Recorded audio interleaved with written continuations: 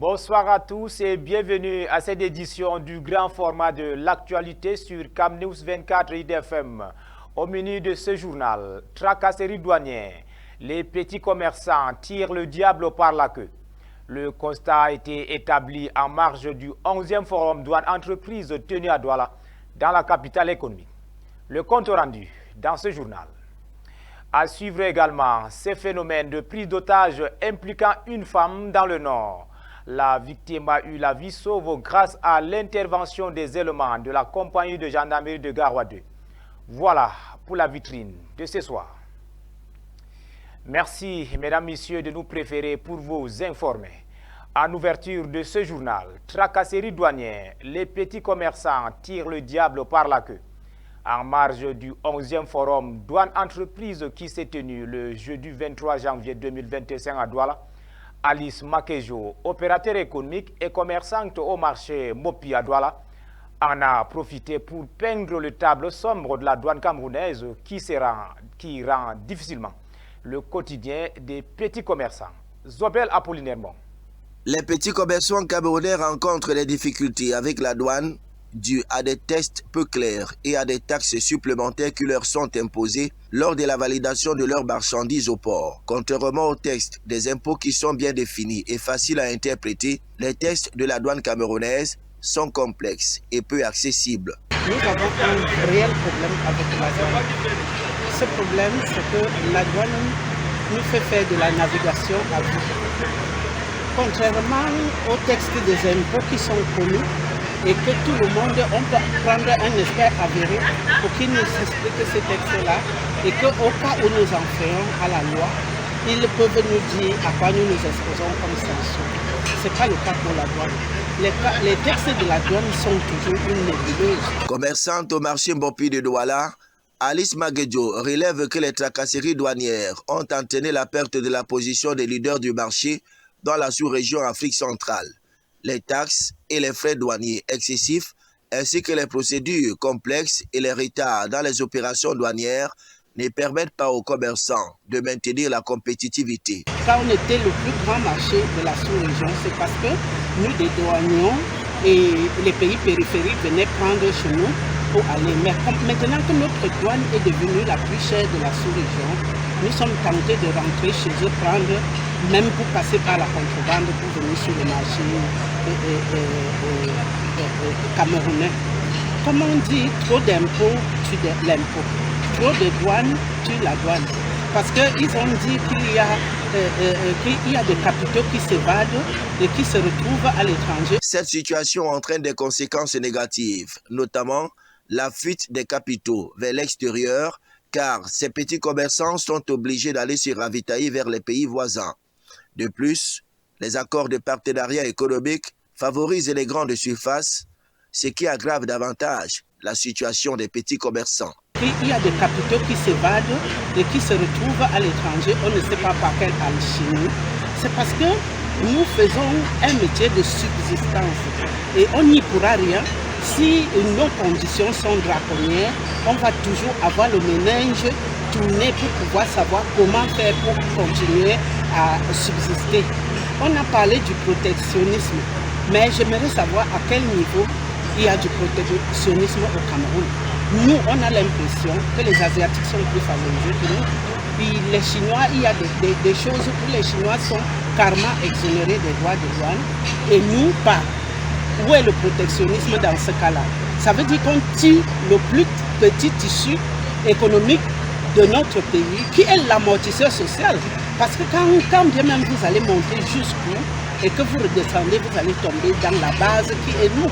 Il est important de noter que les taxes communales au Cameroun sont régies par des textes spécifiques tels que ceux relatifs aux taxes forfaitaires des petits commerçants et artisans et aux taxes sur les locaux loués. Cependant, il semble que les tests de la douane camerounaise nécessitent une clarification et une simplification pour éviter les tracasseries douanières et favoriser le développement des petits commerçants.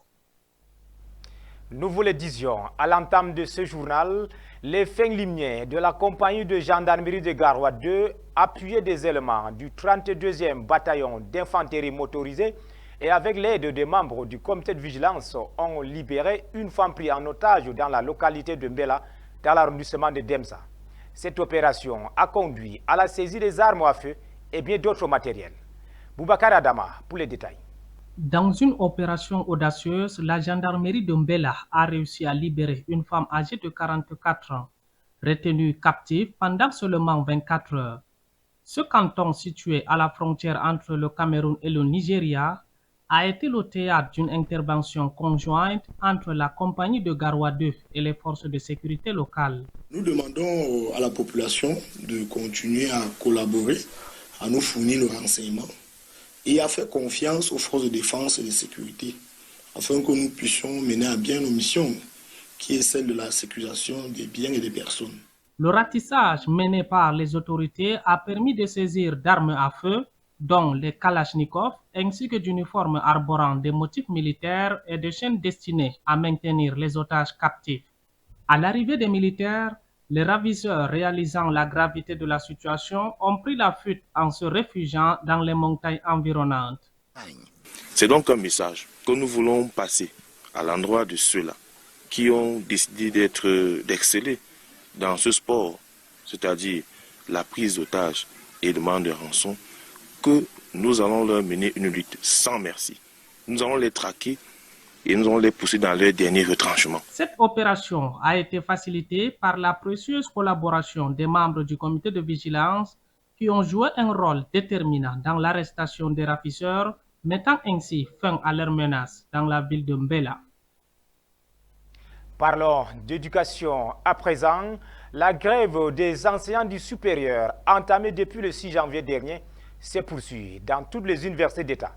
Le syndicat national des enseignants du supérieur SINES attend toujours la réaction des autorités camerounaises relativement à leurs principales revendications.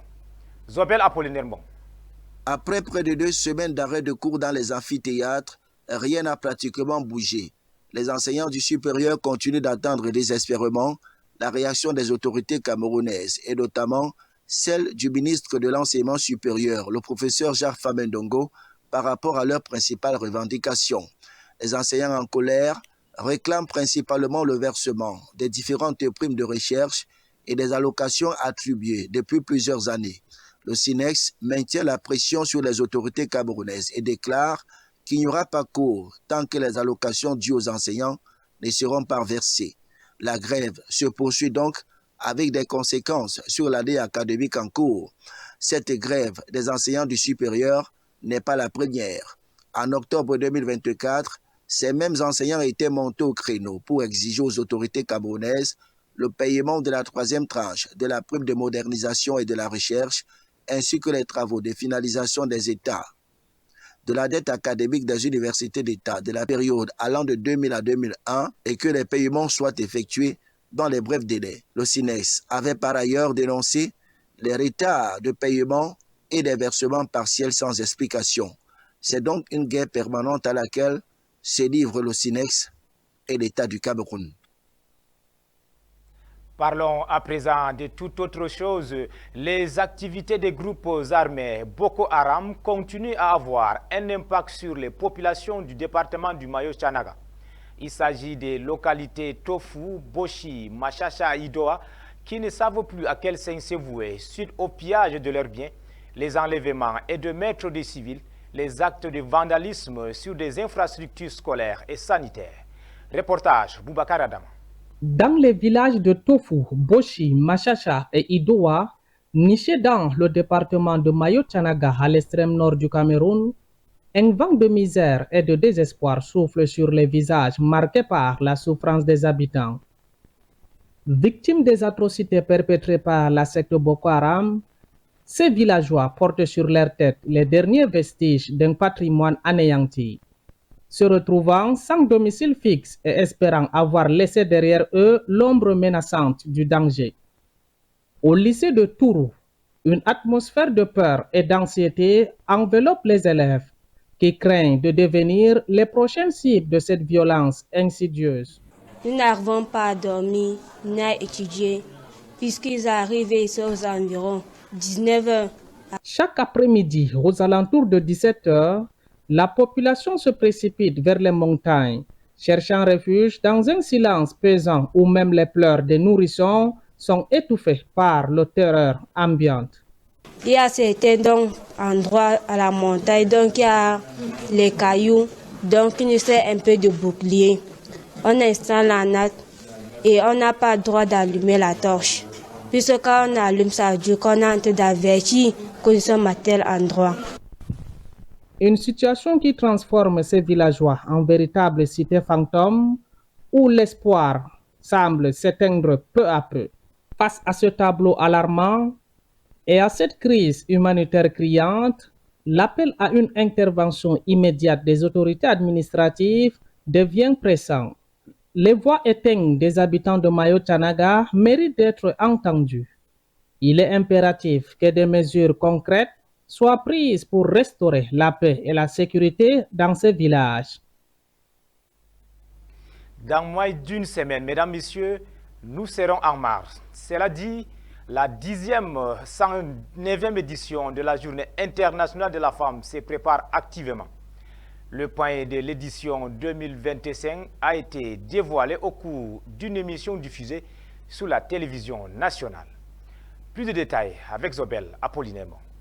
Voici le pain fraîchement sorti de la SICAM qui sera arboré par les femmes du Cameroun à l'occasion de la journée internationale à elle consacrée et qui sera célébrée le 8 mars prochain. Comme à chaque édition, en plus du pain, une thématique particulière accompagne la célébration du 8 mars. Et pour cette année, le thème tourne autour des droits, de l'égalité et de l'autonomisation des femmes et des filles. Il apparaît comme une occasion de célébrer les femmes et de promouvoir l'égalité des sexes.